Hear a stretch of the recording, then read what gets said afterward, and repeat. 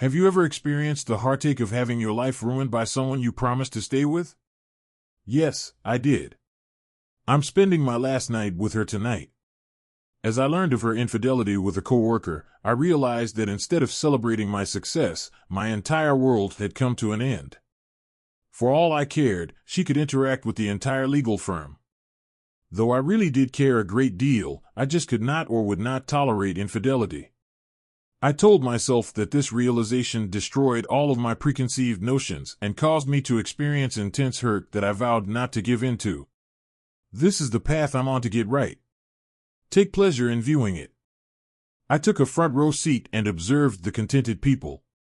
It was the annual law enforcement gala where the new top dogs and lords are announced. There were more than 100 people present, clapping and making noise while standing. I had become the top boss at Clinker Beard after 20 years of service. I was astounded by everyone's applause. I have always made an effort to be a decent lawyer and leader, protecting the underprivileged both at work and outside of it.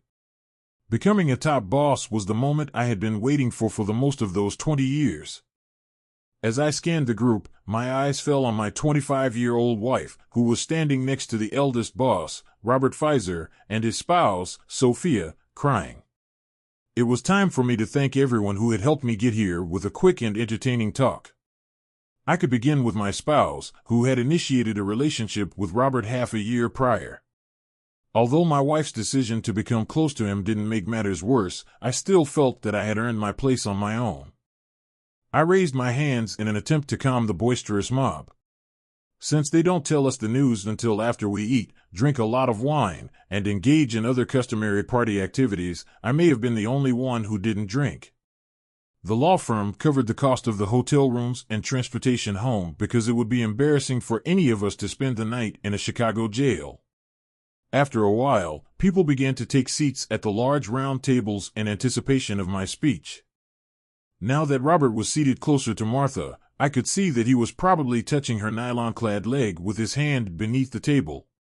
In our hotel room, I watched her get dressed as she wore those dark stockings up her long legs and fastened them to her belt. She beamed at me, hinting at a wild night after the party, and left her underwear on. I attempted to smile back, but I was feeling queasy. In my office, a detective had shown me proof just 2 days prior. It had been a long time since we were close, so even though I wasn't surprised, I wondered why she was getting ready for steamy time in the hotel. Was she too preoccupied with Robert, or did she simply forget to spend time with me? Was it her intention to hide the signs of her other relationship, such as her lack of intimacy, from me? Our romantic life was exciting and active for a while, but it abruptly ended 6 months ago. We were always busy, me as a busy lawyer and her as a premier caterer in Chicago, but we always found time for each other. She had recently turned 45 and was very attractive, tall and slender with lovely blonde hair and flawless curves. Having won her heart back in college made me proud. Too bad I couldn't hold on to it. Positive and negative events can occur simultaneously. That could fit in my speech, I thought to myself, but then again, maybe she saw this as a congrats on the promotion or a pity moment. Or maybe a farewell kind of night. Alternatively, perhaps she intended to leave the party covertly with Robert and return to me. I was spared that mess at least because we hadn't been close in months. What she had planned for tonight, though, is unknown. Well, I did, in fact. This was our last night together, I knew that. I didn't really care that she was with anyone, but I did care a great deal. However, I couldn't stand infidelity, particularly not with that conceited Robert Pfizer. Though he was not much of a lawyer, he was skilled at his craft. He was well versed in the ways of Springfield, the big town center, and Chicago. Martha knew that I could hardly stand him. Why, of all people, did she choose him? I remained silent despite being aware of her affair from the beginning. I planned my exit and gathered evidence like a shrewd lawyer. I think that avoiding her made her affair easier, but being close to her was too difficult. I began arriving home later and leaving earlier, working out hard with the assistance of a coach. I got even fitter and lost a little weight, not that Martha noticed. We didn't really see one another. New outfits and this improved fit gave me more self-assurance in court. I already had a reputation as a tough fighter, so I really didn't need it. But it didn't hurt to feel good and get some attention. My heart felt empty, but it made me even more determined. I wasn't your average attorney. While taking on large cases, I also gave free assistance to others, building my reputation. I took great pride in defeating large corporations that mistreated their employees. Robert and the other senior managers were initially concerned about my work. See, I used to take legal fights to their friends all the time. But they became interested when I won a sizable cash case. My dependable assistant, who was always listening, brought me a sealed copy of their important meeting speech. They couldn't agree on whether or not to elevate me to a top partner. Robert Fisher was the one who threatened to leave for another firm if they didn't. It caused them to pause and reflect. Why would he say that, I wondered. Was it that he was hoping to maintain some sort of connection with Martha through me, or was it that he and Martha were more than just friends? It was a riddle. This is the updated version. I may never figure it out. Emily and Olivia, our twin girls, would be shocked to learn that Martha and I were divorcing. They were participating in track and field at UCLA. Both of us having the same height, and both attractive and tall like their mother. They would soon be spending Christmas at home. Our Lake Forest home was decked out for Christmas and our annual celebration thanks to Martha. With all the influential people from Chicago, it was a huge deal. Actually, I was relieved to avoid it. The party and many of the attendees, who were the kind of people who fill our jails with bad news, didn't appeal to me. I took a moment to adjust the microphone and apologized for cutting in, but I'll keep it brief as things became a little quieter. Jokes and commotion abounded, but eventually people paid attention. Robert appeared upset for an unknown reason. Perhaps it's because Martha suggested he wouldn't be lucky tonight. Maybe Robert would be lucky after all Martha wouldn't be with me either. I have spent my entire career working at this incredible company. I was really happy when I got partnered. I've made a lot of friends here over the years. Not only had I taught them so much, but I also knew that they would turn my own advice against me, so it was difficult to see them go. I laughed softly at that. Serving the town's underprivileged residents while working here has been a true honor. That was applauded loudly. Martha's eyes were full of tears. You could tell she was genuinely concerned by the look she gave me. I'm now the top partner, they said. More applause was given, and Martha smiled broadly. I must express my gratitude to everyone who helped me win this honor, especially my wonderful wife Martha. While I was out in Illinois' courts and jails, she spent a lot of nights alone. That gave her a smile. I pondered whether she considered all the moments when I was by myself while she was out having fun with someone else. I also have to thank my work wife, Abigail, who deals with me even when I'm grumpy and always supports me. After 10 years together, Abigail is a pretty woman, so I nodded at her. She also has 2 children and a devoted husband. I was envious of the guy who was seated close enough. She turned red, and then gave me an odd look. That told me she was aware of Martha and Robert Pfizer, even though she hadn't told me. How was she able to? It most likely meant that everyone knew I was being cheated on at work. Even though I felt even more empty inside, I couldn't help but smile when she received applause. Mr. She's told me a short story once, back when I was first starting out, about slaves pulling an old boat. The leader carried a whip. The speaker declared, I have some good news and some bad news. We all get to eat more today, which is a good thing, which makes everyone happy. The statement, but after we eat, the boss wants to go on a boat ride, made them all laugh, even though they knew they still had a lot of work to do. With everyone's full attention, the speaker went on, now I have to share something hard. Martha appeared concerned, as though her secret had been revealed, but the speaker continued. Everyone whispered, I found out I'm very sick, and wondered, what did he say? If I don't get help now, it could end badly, he stated. Initially relieved that her secret was safe, Martha experienced shock and worry. She was unaware of his illness and rage, which she later learned about from everyone else, but she soon adopted a depressing expression. He looked at them and said, "I'm sad I can't be here to watch all of you grow and succeed." Then he turned to face an emotionless Robert. Was he depressed over Martha's passing or over the loss of a coworker? It was irrelevant now. "I've quit my job, Robert." After saying, "I've given my work to others," he concluded, bringing the room to a reflective silence. I was grateful for the opportunities they provided and felt that leaving the firm was a big step. I wished everyone luck and expressed my gratitude. The room fell silent as I moved behind the stage curtains. Before long, I was strolling beneath the blanket of snow that covered the entire area outside the hotel. Away from prying eyes, I turned and strolled down a back alley to locate my ride. The man said, "Good night, Mr. Randall," in a deep Russian voice. He carried an umbrella and stood next to a black car. I brushed the snow from my suit before stepping into the warm but dark car.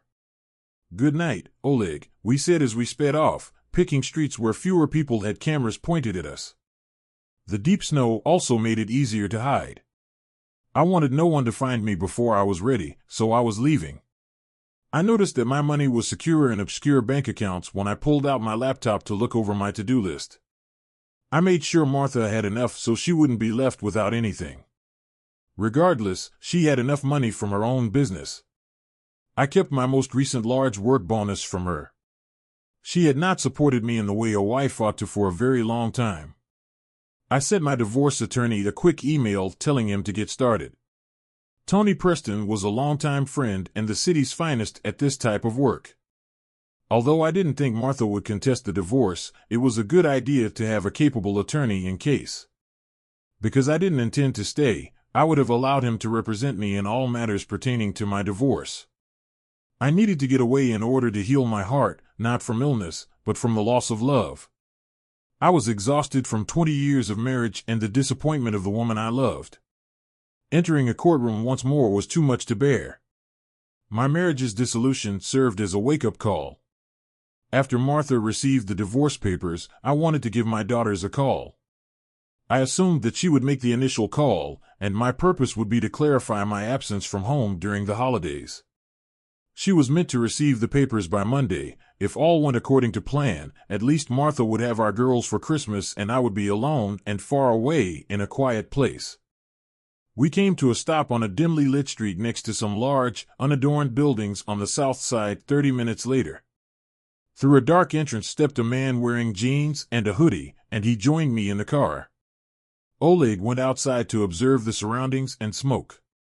It was advisable to exercise caution, even during a snowstorm, as the area was not secure. Rodney Spencer, a former client and expert hacker, was with me. At 23, he had a youthful appearance. I requested a favor because I had previously helped him and his family get out of trouble. He remained silent until he gave me an old, worn-out canvas purse. In the dim light, he said, almost smiling, "Here's everything you'll need." In the dark, I fumbled with the bag's zipper and extracted a laptop, a tablet, and a cell phone. "This is the deal," he said. "I modified them slightly, but the laptop is similar to your MacBook and the cell is exactly like your iPhone. Every time you use them, the location tracker moves. Contacting us at this time will appear to be from Vancouver, British Columbia." "I should wait until tomorrow," he laughed. "You can send emails from anywhere with this laptop. Even Skype is an option. Not even the NSA could follow you, I venture. The iPad might be a free bonus." "For the same reason, I got it," he remarked. "Oh, and that other thing you'll find all about Fisher in a folder named Tsunami," replied I. He chuckled. "Simple. Robert has been acting strangely." I answered, not shocked. I was thinking. I needed what Rodney found, but my PI told me Robert was hanging out with some sketchy characters. I've been watching Robert and gathering evidence ever since he started seeing Martha. I might not have noticed if he hadn't been playing with my wife, but after that, I made it my mission to find him. "It'd be doing everyone a favor," I replied. Yes, that significant shot more than $100 million in mob money was being moved by Robert Fisher. He bought goods from Asia through fictitious companies and sold them here for a tidy profit. He has over $5 million stashed away in covert bank accounts. I questioned, not sure if that's his cut or he's feeling more. How'd you get this? He laughed. Secrets of the trade. Mr. Fisher's a joke with computers, he continued. I went to his place and stole everything from him, including 2 computers he had forgotten about in his basement. Discovered a lot of dirt. And his work computer too, of course. Ignorant to leave it there. Fisher was neck deep in some very bad people. They would be furious if they knew about the $5 million he stole. It did not surprise me. Robert was cunning. It hurt to think of those pictures with Martha, but this information meant I had him. I'm grateful. You do excellent work, I uttered in the shadows. Rodney grinned and said, the best part? I tried not to laugh. I moved all of his filthy money, closed his accounts, and took it. When he can't find his cash, he'll be shocked, he laughed. Then, thanks, I said with a smile. Good job. But hold on, there's more. Everything related to your new account is on your upgraded PC. You are welcome to check it at any time. It's entirely yours, Rodney laughed at this. I almost burst out laughing. It was a delightful retaliation. Robert Fisher had been duped by me. Since I disappeared when it did, he'd assume I took his money, but he'd never know for sure. I had his money, but he had my wife. Why would he even do this, I wondered. Elite partners are extremely wealthy. Perhaps Robert considered going to Martha instead of Sophia. Hard to see why, I remarked. And realized Sophia would absorb a lot quickly. It made very little sense unless you knew Robert, even though her family possessed the majority of their wealth, I remarked. Yes, Robert would steal from the mob just because he thought he could. I hope you kept a bit for yourself, I said. No way. Messing with Fisher was enough. Hand over the phone and laptop. I'll head out, he said. You should take something, I insisted. He shook his head as I handed them over. Thanks, Rodney, I said. He looked at me, serious now. No thanks needed. What you did for me and more, he seemed to tear up. For my mom and sis, I'll always be in your debt. Take care, man, as he stepped out of the car and the snow fell around him. He turned back and said, I'll use your phone for parts, and the laptop will end up back in your office like magic. All clean, of course, he gave me one last smile. Then he was gone. The car drove south through the snow. My thoughts were far away. It felt like all the links to my past life were quickly fading. An hour later, we stopped at a snow-covered, closed strip mall in Gary, Indiana. As Oleg and I went through the back door of a shut-down hair salon, the smell of fresh coffee and Clara Pickford's smile welcomed us. She owned several fancy hair places near Chicago. I had defended her against tough landlords and a really bad split from a business partner without knowing she had gotten mixed up with the Chicago mob. I had some connections and called in favors, so now she was doing well on her own. I also helped her through a messy divorce 5 years back, even getting some help to make sure her soon-to-be ex followed the restraining order against him after the divorce, which Tony Preston handled for free. Her ex vanished for good. He just couldn't be made to stay away from her. She hugged me tight, her solid and ample chest pressing against mine. Clara was a striking woman in her mid-30s, tall with amazing legs and dark eyes that lit up whenever she saw me. She had been cutting my hair for years, and after all the help, wouldn't let me pay, though I did other favors for her over time. She didn't hide that she wanted more than friendship, but I was a traditional guy, still in love with his wife. A shame. I'm so sorry, George. If you were my guy, well, you know how I feel. Martha's a fool, she said. I just stood there, feeling her warmth through the tight red wool dress. In her heels, she was almost as tall as my 6 feet 1 inch. Wow, George. First time seeing you in a tux. I think you should let me go before we make Oleg blush, she laughed. I didn't realize I was holding her so close or for that long. She felt so nice and smelled so good. If we were by ourselves, I could tell she felt it too. I let her go, but not wanting to. She grinned, knowing she made me feel all warm inside. Clara made coffee for me and Oleg and had me sit in the last old barber chair there. Its brown leather was cracked. She got close to me as she loosened and took off my silk bow tie and unbuttoned my shirt at the top. It felt like she was getting me ready for bed. This just made me more flustered. For the next hour, she worked on my hair while Oleg sat in a corner on an old chair, smoking, reading the paper, and drinking coffee. Christmas tunes played softly from a small radio on the shelf. Clara's hands were like magic as she cut, trimmed, and dyed. I realized how much I missed being close with all the hard stuff lately. I shoved those wants aside. But now, as work stress and bad days at home seemed far away, I focused on how I felt right now. Finally, she turned me to face the old mirror. I was shocked. My hair was way shorter than I liked and now dark, almost black. I liked the cut but wasn't sure about the color, though I knew it wouldn't last. Clara, I'm shocked. I don't even know it's me. That's the point, right?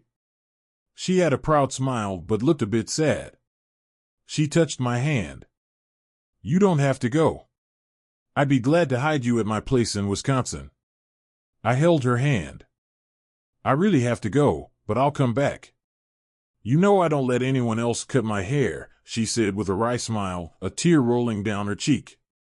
Oleg came in with a suitcase, and I went into the small, cold bathroom to put on an old flannel shirt, khaki cargo pants, and worn-out work boots. Clara teased me, calling me a chicken for not changing in front of her in the shop. I just laughed. Over my clothes, I wore a camo jacket, an old baseball cap. Topped it off. It wasn't that I couldn't be spotted by someone who knew me, it was more that now, I looked just like any other working guy. Clara gave me a big, tearful kiss before letting me go. I was off again, this time heading 200 miles more to a bus stop near St. Louis, Missouri. I said goodbye to Oleg a few blocks away from the station, just in case there were cameras. From there, I took a long ride on a big bus, 1,000 miles south to El Paso. My passport said I was Ezra Herbert. It was a real passport, and I looked enough like him to pass, except under the harshest looks. It took 2 days to get to El Paso. I hadn't been on a bus in years, and now I remembered why.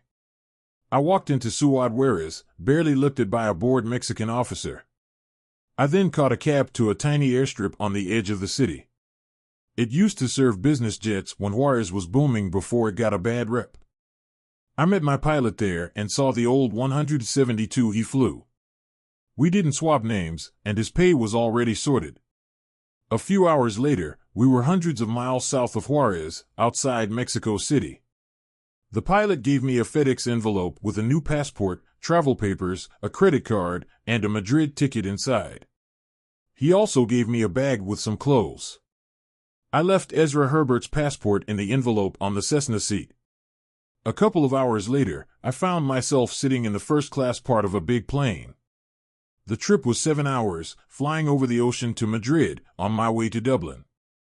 Now, I had a Canadian passport that said I was George Grayson. After a quick tidy-up in a little hotel near the airport, my hair was a lot lighter, and I was wearing jeans, a white shirt, and a slightly worn-out blazer. Just what you'd expect a uni teacher on a break from the University of BC to wear. It was Wednesday morning when I finally got to Dublin.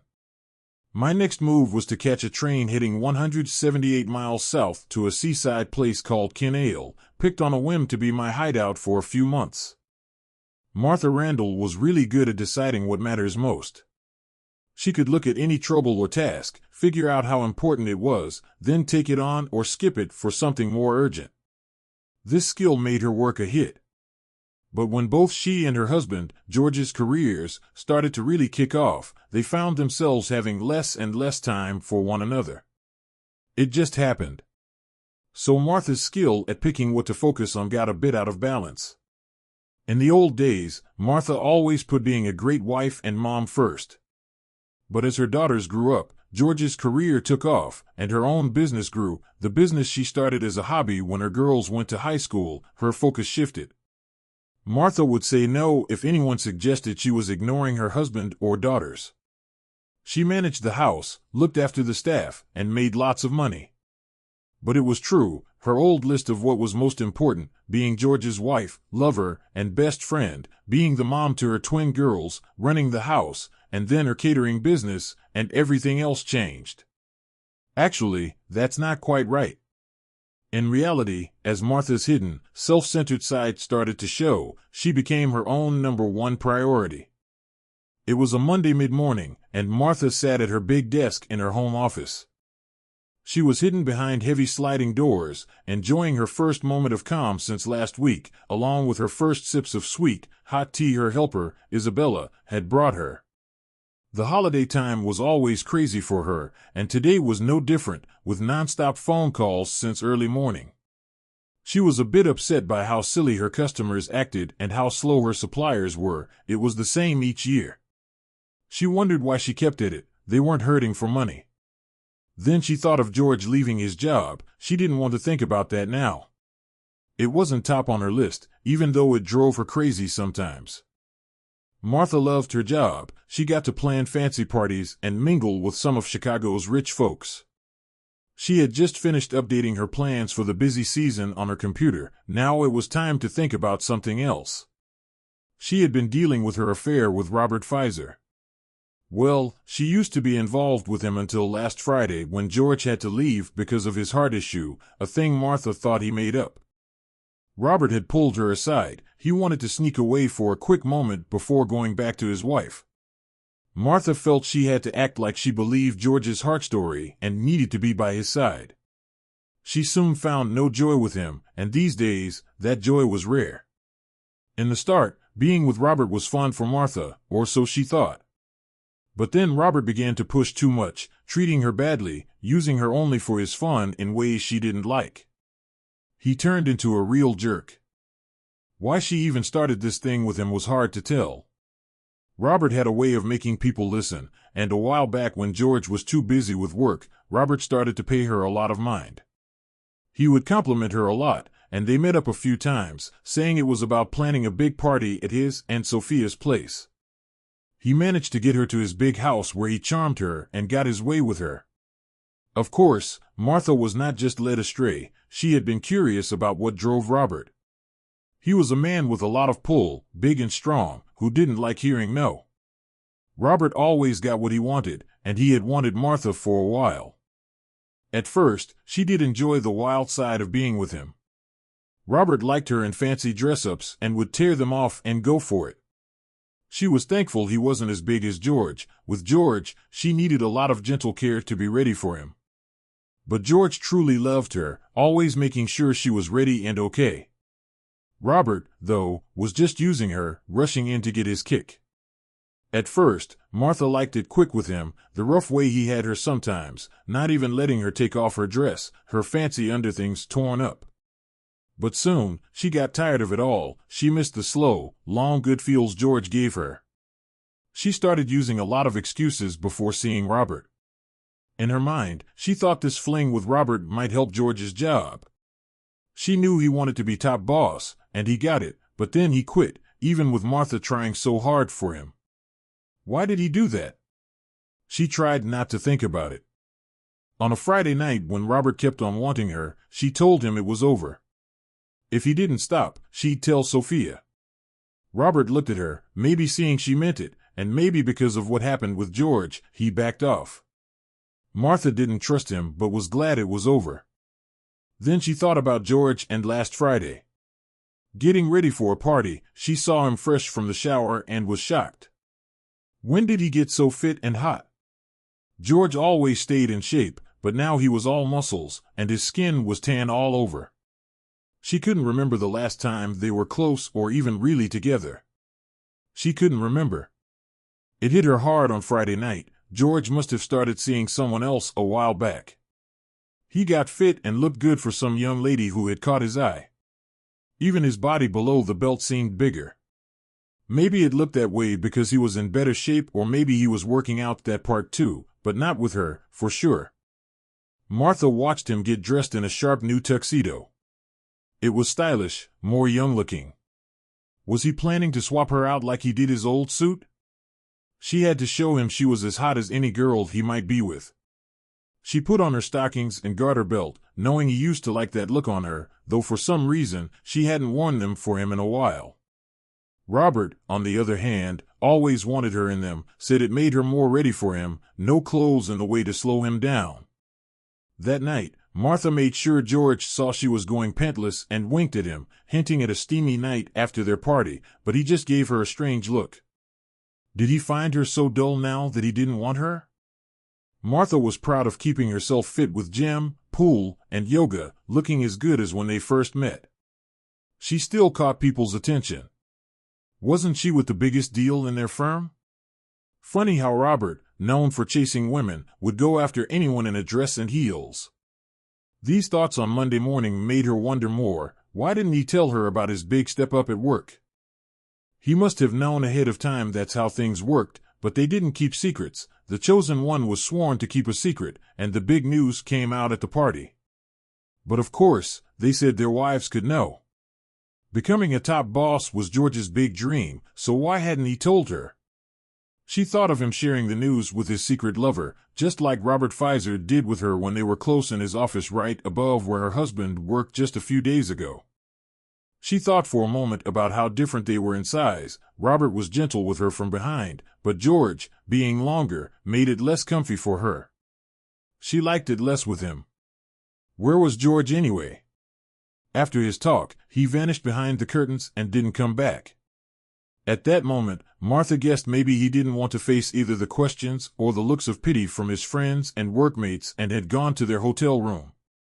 She found he wasn't there when she arrived, held up by Robert's move and the pity from George's mates. If he had a heart problem, why hadn't he said? He hadn't, had he? She'd been caught up in work and her side thing with Robert, but she was sure she'd remember. The thought of him popped up again as she sat at her desk, looking out at the snowy Lake Forest scene. She thought a guy in that shape wouldn't likely have heart troubles, could he? Martha ended up giving up waiting at the hotel Friday night and thought maybe he went home, so she got a limo to take her there. The drive was slow due to the snow, but she got there just before 2 a.m. The house looked like something from a Christmas card with the snow and all the festive decor. It was just right. Every year, she spent a good deal of cash to have people decorate it. She was happy her home was the talk of the street. As soon as she stepped inside, she could tell he hadn't been there. The room was cold, and everything felt off. There were no cozy fires or nice smells. She missed the times they were close by the unlit fireplace. She spent the night alone, thinking.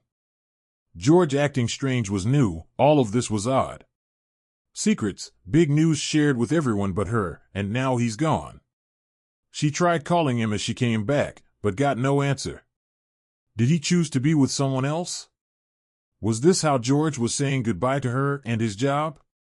Martha got up late on Saturday, too busy to think much. George usually was up early, making coffee. They hardly spent Saturdays together because she often had things to do. She wondered if he knew about her secret times with Robert. She was very careful though, but George wasn't on her mind much that day. She had a big event to prepare for that evening, and her helper was there early. She was too busy to worry or call. She got back home very late, noticed George wasn't there, and went to bed puzzled. This was all new to her. She thought she was a good wife, they had a good family. Wasn't he happy? She was always there for him but felt she might have missed something. She pushed those thoughts away. Sunday was another busy day, and work was her focus. On Sunday, she left early to work on a brunch and then a party in Highland Park. Once more, she came home beat and hit the sack, putting her job and her weekend wins out of mind. Not even thinking of George as she sat at her desk. The thought of George threw off her focus on work that Monday morning. Her phone rang, it snapped her back. She picked up, but it wasn't George. "Hi, it's Leo. Just to remind you we're on for 11, snow and all, right? Hearing the voice made her snap. Yes, I'll be there. Why did she snap? Maybe lack of sleep, calls, and solving issues usually boosted her. She needed to straighten out what mattered.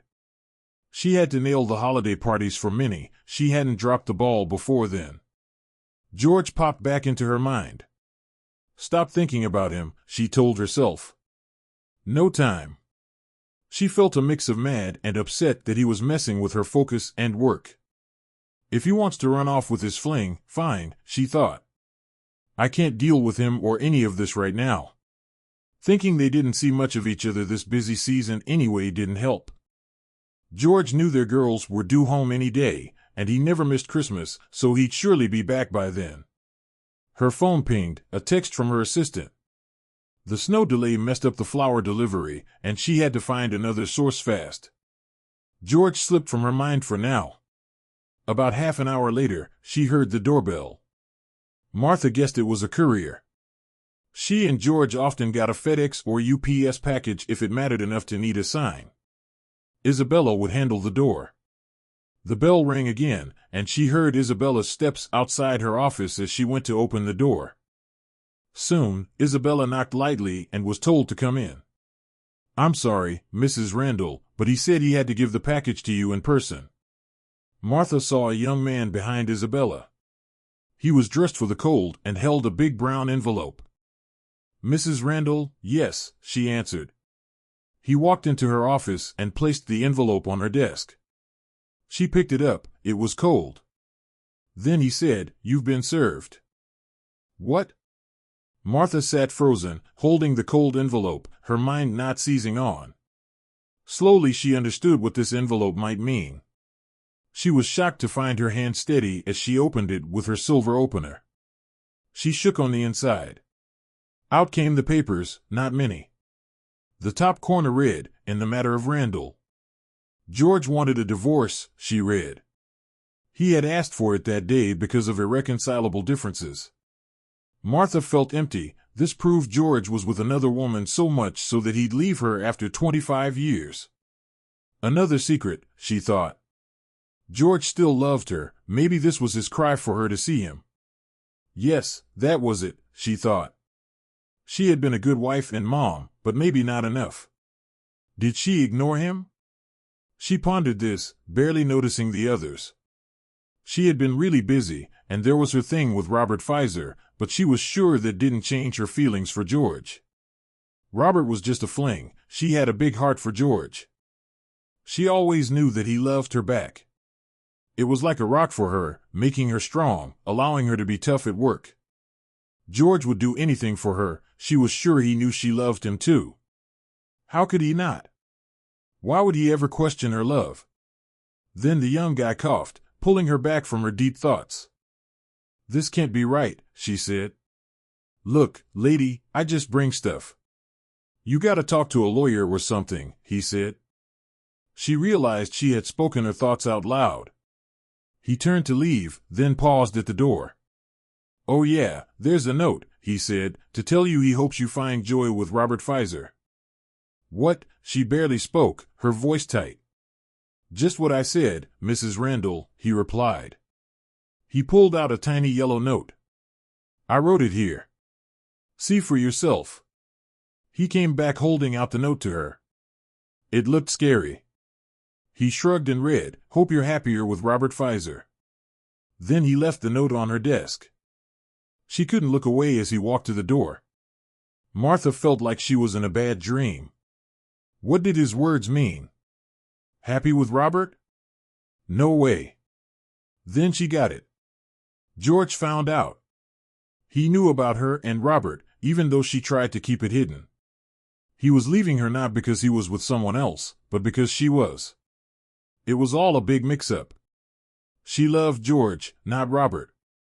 And George loved her, right? How did this mess happen? Her perfect world was falling apart, but she was going to fight to keep it together. Isabella showed the guy out, then came back. Need anything, ma'am?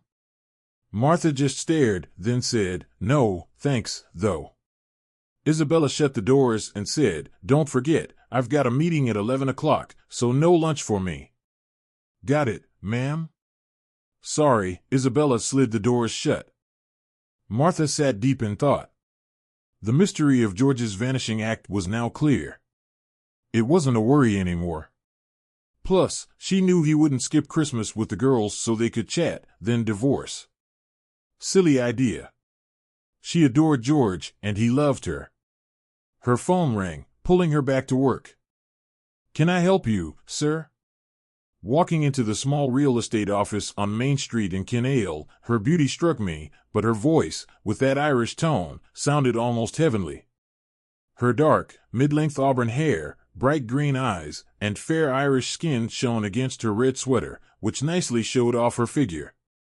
The rest of her was behind a big old desk with a laptop on it. Yeah, I'm looking for a place to rent, maybe for 6 months or more." Her amused look at my awkwardness made me blush, a rare thing since I've spoken in court and at many meetings without issue. Quite a feat. She seemed entertained, and I managed to smile. Then she stood and came around the desk. I was shocked. In her red sweater and dark green skirt that fell just below her knees, paired with a thin belt, dark tights, and black high heels, she was as tall as me in those heels. We were eye to eye, stunned, just like the British say. "I'm Bridget Lynn." She reached out her hand. "And who are you?" Her hand was warm. It felt like a tiny zap went through us. I kept holding on, not wanting to let go just yet, but then I did. She still had a fun look on her face, but there was something more too. I'm George." I stumbled a bit, remembering my new name, George Grayson. Her scent was all around me. I didn't know the name of her perfume, but it drew me in. It's funny how the same scent can smell different on every person. It made me miss how rare it was to meet a woman at work who wore perfume. Nowadays, most places don't like any scent. It's too bad. "Nice to meet you, Mr. Grayson. I think we can help you out. Please, sit down." She pointed to the chair by her desk, then went back to her seat. Watching her move was just as nice as when she approached. Her legs were eye-catching. I sat, noticing she still looked amused, but now there was a slight blush. She looked away, starting to type on her laptop. She seemed no older than 30 and so youthful, probably her skin. I saw there was no ring on her finger. I told myself to stop. I was taking a break from my old life. The last thing I needed was to get caught up with someone much younger. But she was easy on the eyes, and just because I was ending my marriage didn't mean I couldn't look. It's quiet this time of year. Not many want to visit the Irish Sea in winter. She had a smile in her voice. "Will Mrs. Grayson be joining you?" she asked, peeking up from her laptop. No, my answer was simple. I tried to hide my sadness, but it showed. She stopped and looked me up and down, then went back to her computer. "So, maybe a flat in town?" I shook my head. "I'd like somewhere quiet. I don't have a car, so maybe close to shops." She eyed me. "There are shops in town, but not much else until spring. It's quiet here. That's what I want. I'm taking a break from university to WR. So, maybe a small house with a view of the water?" "Sounds great," I said. She got up. "I think I've got the right spot. Don't mind walking?" "I'd like that," I almost said, "with you." "Just a sec." Then she took a big bag and went to the back. I looked around while waiting. The place was full of Christmas stuff and very clean. Maybe Miss Lurin liked it neat, or it was slow because of the season. When she came back, she took my breath away again. Now she had on tight jeans that showed off her legs, black boots with a low heel, and a leather jacket. Lips looked shiny too. I got up to help her with her coat, breathing in her perfume. She said thank you with a bright smile that made my heart jump. Calm down, I thought.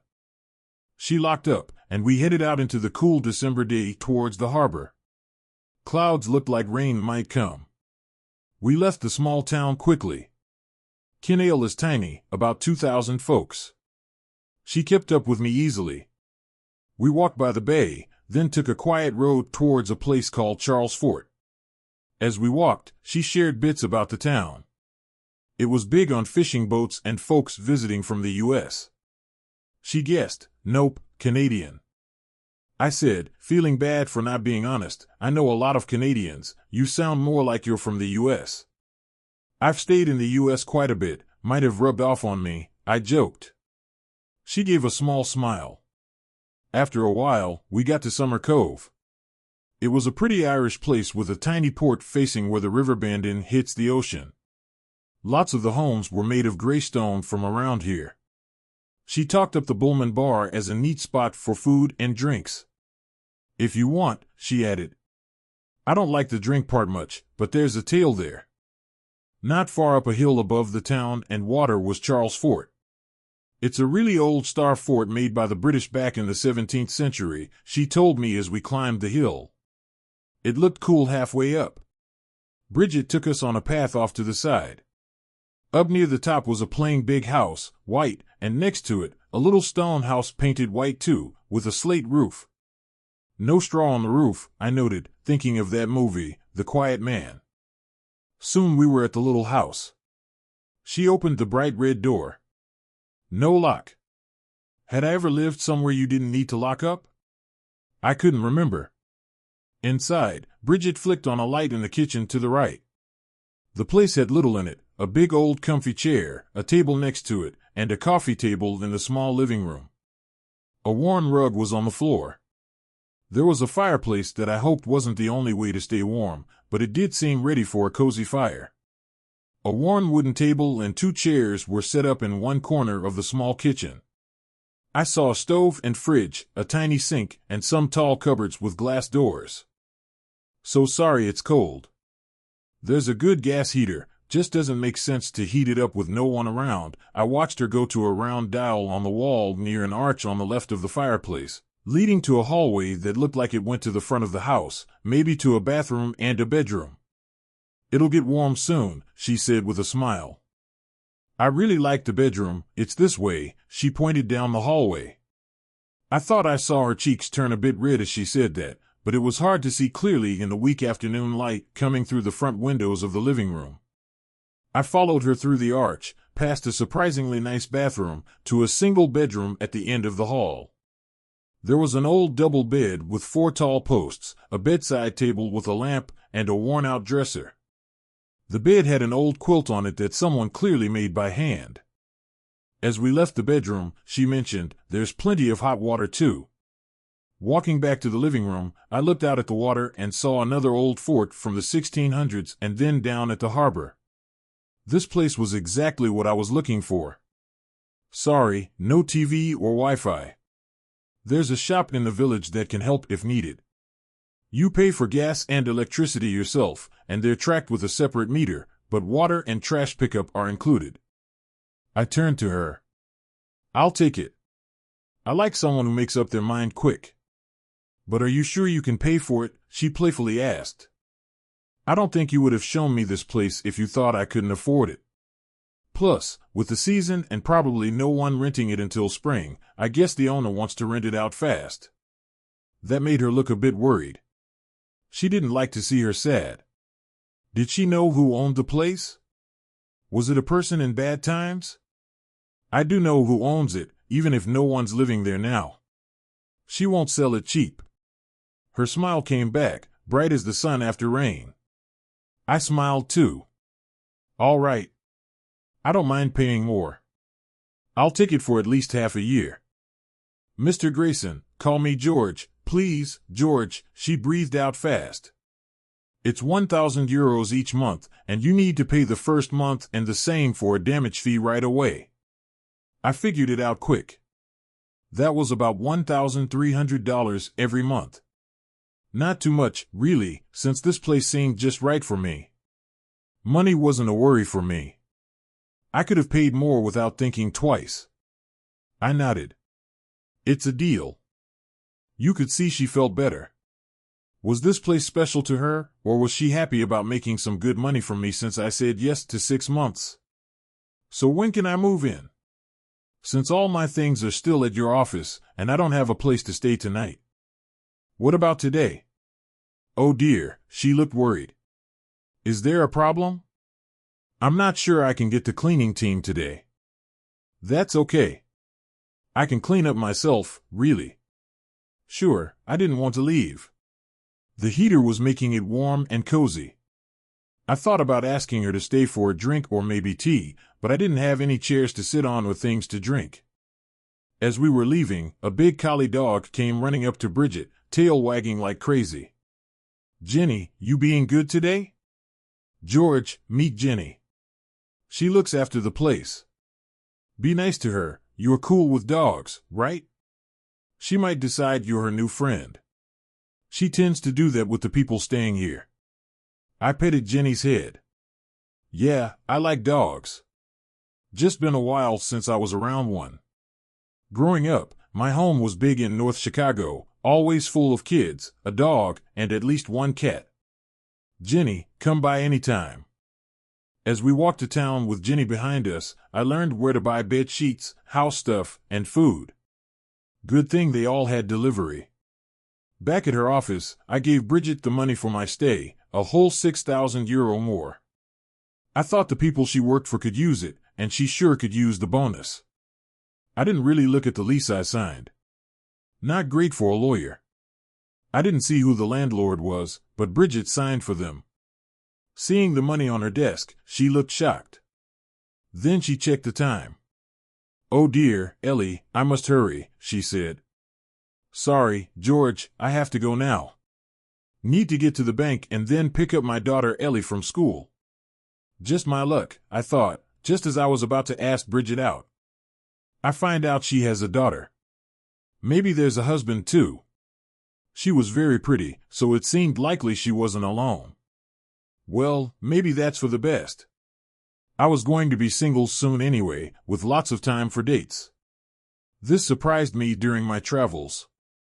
I had a lot of time to think and promised myself to stay away from romance, to never let myself be that open. It seemed like good advice, less heartache. Bridget locked her office door and shook my hand. When our hands touched, I felt a spark. It wasn't just me. Then she walked away with Jenny following. So, after thinking of some shopping, I planned to grab dinner at Bullman, then maybe say hi to the folks who own the cottage I'd be living in for half a year. But first, I needed to hop online. I could have asked Bridget to use her office Wi-Fi, but she seemed busy, craving coffee and feeling a bit peckish. I followed my nose down Main Street until I found a cafe with a window sign that read Internet inside. A friendly blonde with an accent from far away took my order for a big bowl of seafood soup and coffee. Once online, my inbox was stuffed with work stuff and a bunch of "sorry you're leaving" messages. But I was on the lookout for 3 specific emails and found 2, one from Tony Preston saying Martha got the divorce papers 2 days back, on Monday, and another from Barry that read Tsunami received, IOU. I zipped through my emails again for anything from Martha, but nothing. I thought she might have tried ringing me, but with my phone off since leaving Chicago, maybe she'd email. I was wrong. I gave in and checked my new phone's missed calls. Loads of calls, but Martha's 3 from last weekend stood out. None after she got the divorce news. Weird, I thought. Even weirder, no message left. Did she even notice I left? Did it bother her? Maybe she was so mad at me or tired of me she was ready to let the divorce just happen. Why not? She messed up, got caught. Maybe she wanted out to be with Robert or someone else, not worrying about our marriage. Martha was a looker, successful, wouldn't be alone for long. That thought made me sad. I pushed away the sad thoughts, they didn't help. Help, my marriage was done for. What did I think Martha would do? I did hope for her to feel sorry, not to not care at all. So much for my big plans. Why was I even in Ireland? I barely tasted my late lunch, my laptop keeping me linked to the world I tried to leave behind. Lost in thought, should I just fly back, face Martha, and then move out? This was not how I saw things going, yet I had signed for 6 months here and Kinsale looked perfect. A pretty small town by the sea in Ireland where I could be alone. I came here because I needed a break, time to mourn my marriage and mend my heart, and to rest. Suddenly, I felt the most tired I ever had.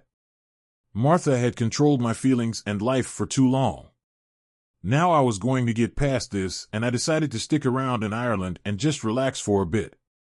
Travel had worn me out, but my soul felt even more tired. Walking through Kinsale streets, now lit up for Christmas in the early evening, with my bag on my shoulder and my suitcase rolling behind, I thought maybe time and space would help heal my broken heart. Kinsale might be just the right place. Bridget Lynn was a bit sad to see George Grayson go. He was good-looking, nice, and seemed rich. She felt bad for asking him for so much money for the rent of Mary's cottage. She charged him double the usual rate for this slow season. She'd talk about this guilt with Father Andrew in her next confession. But the cash she now held tightly was much needed. Getting rent for a month plus a deposit would have been great, but 6 months plus deposit felt like a miracle. This morning, she almost had to shut down the real estate shop she ran with her sister, Caitlin. But now she could pay the late rent for their office, keep the company going, have enough for food, and cover her daughter's school costs until tourists came back in spring. She rushed into Scott O's small print shop. He was her landlord, a nice man of 70 she knew all her life. Seeing her smile surprised him. Smiles were rare these past months. He knew her business, like many in town and across Ireland, had hit hard times since the economy crashed in late 2008. Mr. Orr, I've got the rent, really Bridget. He knew her tough times, a widow with a young girl, and hadn't pushed for rent. He was shocked as she laid out $1,500 from a stack of notes in her hand onto his old ink-stained desk. You win the lottery, Bridget, he joked. No, but I just rented out Mary's cottage for 6 months, all paid up front, she said excitedly. Wow, a foreigner, right? Locals wouldn't pay 6 months in advance. A Canadian must go, need to pick up Ellie from school. She left, her scent and cheer filling the room, making Orr wish he was younger. He smiled, storing the money, happy about the better Christmas for his family thanks to this surprise. Bridget went back the way she came to get her daughter from school in Summer Cove. She stopped to pay her gas and electric bills, then to the bank to deposit money. By the time she got to the school, everyone in town knew about George Grayson. They called him the rich Canadian at Mary's cottage, all thanks to Mr. Scott Orr, who loved to share news. Later that night, Bridget sat with her tea, watching the fire in her living room. It was 8, Ellie was in bed, and she was cozy, covered by a throw her mom made. By her side was the black cat, Ysing, who showed up one fall morning and never left. She was sweet and great at catching mice. The rain was coming down hard, and Bridget thought about George, hoping he was okay. She saw him come home in a taxi at 6:30, carrying bags. She thought about asking him over for dinner, but then saw him head towards Bullman's for a meal. She was kind of glad, as she hadn't shopped, and there wasn't much food at home. Now that she had money, she planned to buy more food. Maybe she and Ellie could eat out sometimes instead of just having porridge and soup with bread. Ellie never complained, though. She was a good kid, and Bridget felt lucky to have her. Thinking of her late husband, Louis, made her sad. He passed away 4 years ago. He was a caring man and loved Ellie, but he had a problem with drinking. In the early days, he drank less and almost stopped when Ellie was coming, but then things got worse again. Bridget blamed his brother, Brendan, a bit. He and Louis owned a boat and fished together. Brendan was single, a bit selfish, and acted young for his age, but he was the older brother. One night, Louis came home mad and hit Bridget for the first time. If her folks were still around, she might have left him right then. Like many who hurt others, he was sorry after and tried to make it better, but every time she hoped it was the last. Louis would drink with his brother, come home mean, call her bad names, and hit her if she didn't want to be close. 4 years ago, Brendan and Louis went fishing even though a big storm might hit. Louis didn't make it back. Ellie was just 2 and didn't really miss her dad. Bridget felt free when Louis died and talked a lot with Father Andrew. He knew about the bad stuff at home and helped Bridget feel better about her mixed feelings. Bridget and her sisters started a house-selling business with the little money from insurance. It was the end of 2007, and houses were selling fast in coastal Ireland. They saved money just in case, and it was a good thing they did because the business slowed down. Their side gig of renting out places saved them. They still sold a house now and then, but not like before. Bridget had some cash and no late bills.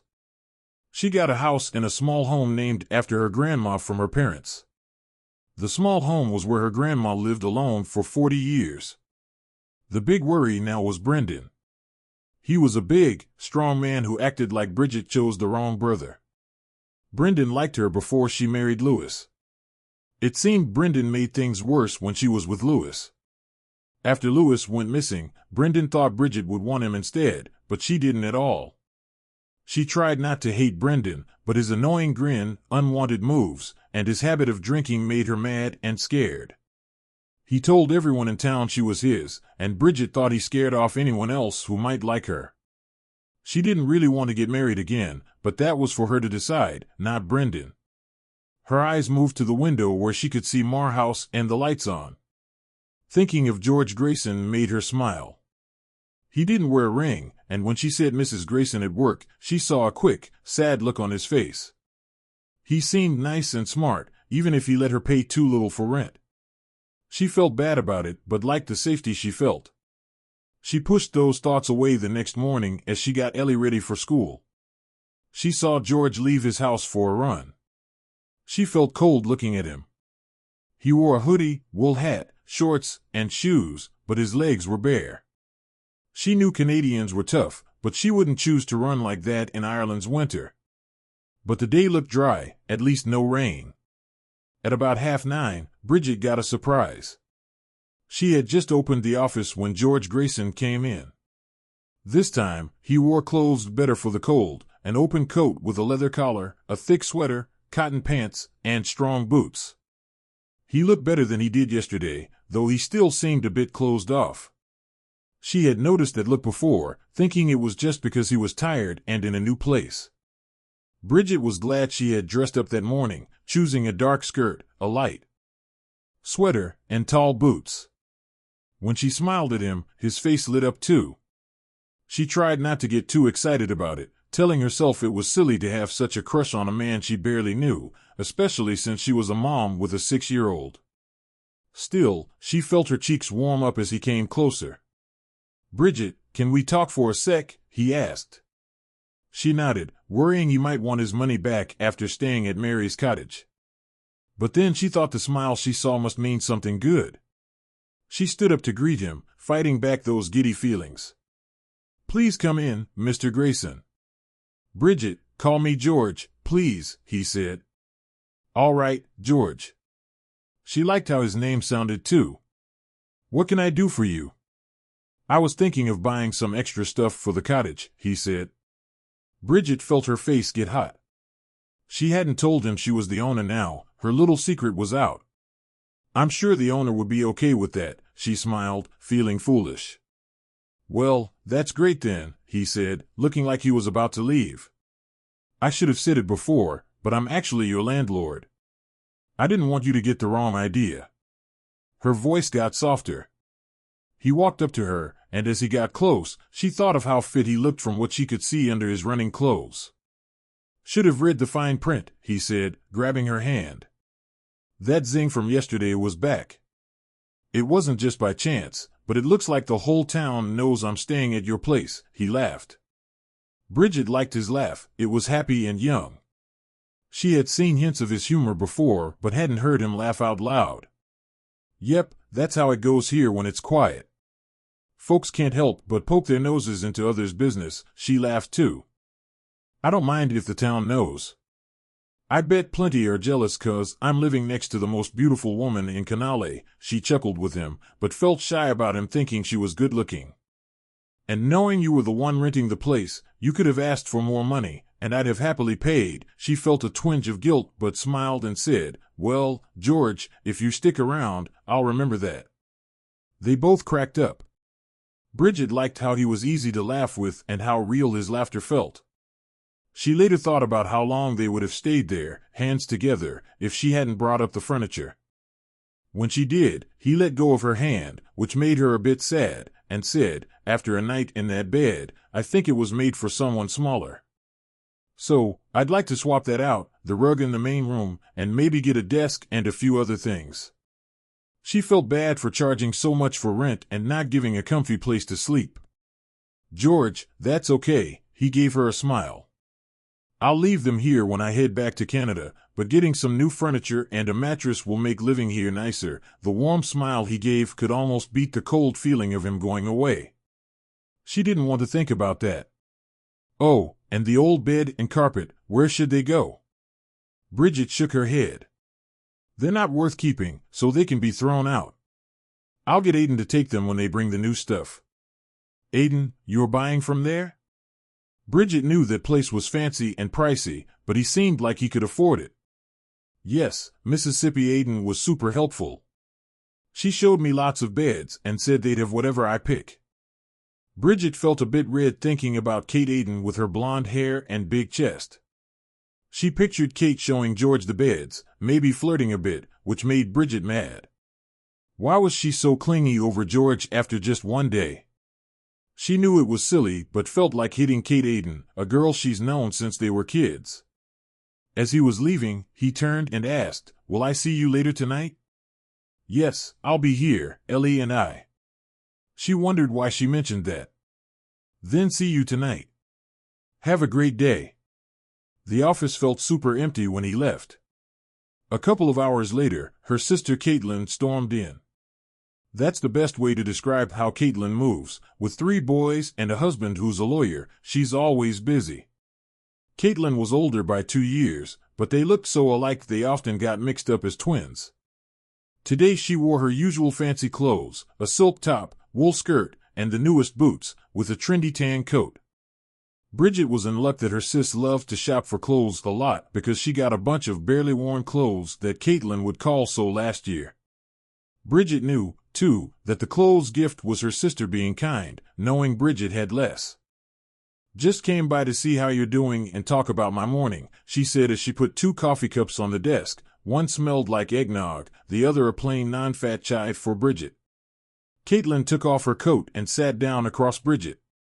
Bridget was glad her laptop was turned away so Caitlin couldn't see she was looking up British Columbia George's place. Why was she so into this guy? Could be bad news for all she knew, but no, those kind eyes didn't fit a bad guy. She looked back at her sister, who seemed to be waiting for her to talk. Just after I took the boys to school, I ran into Mr. O. Bridget made a face, knowing what was next. He was all happy, wished me a Merry Christmas, and said you paid the last 3 months' rent. She stopped to see what Bridget would say. When nothing came, she added, when were you going to tell me you were late on the rent here? Bridget smiled and joked, when I was close to having to sleep with Mr. O to keep the place. Caitlin burst into laughter, then with a spark in her eye, she said, from what I hear, that might not be so bad. What? He's so old, Bridget laughed. You need to listen to the town talk more. Turns out, Mr. O had quite the fun times back in the day, and many were jealous. When Suddy left us, it seemed every single lady around County Cork, and maybe a few who weren't so free, decided to drop by his place. It took Freya 3 years to catch him, but in that time, he sure did see a lot of folks, and everyone seemed happy with how things went. Bridget just smiled. Caitlin, where do you even get this stuff? Actually, never mind, I don't think I want to know.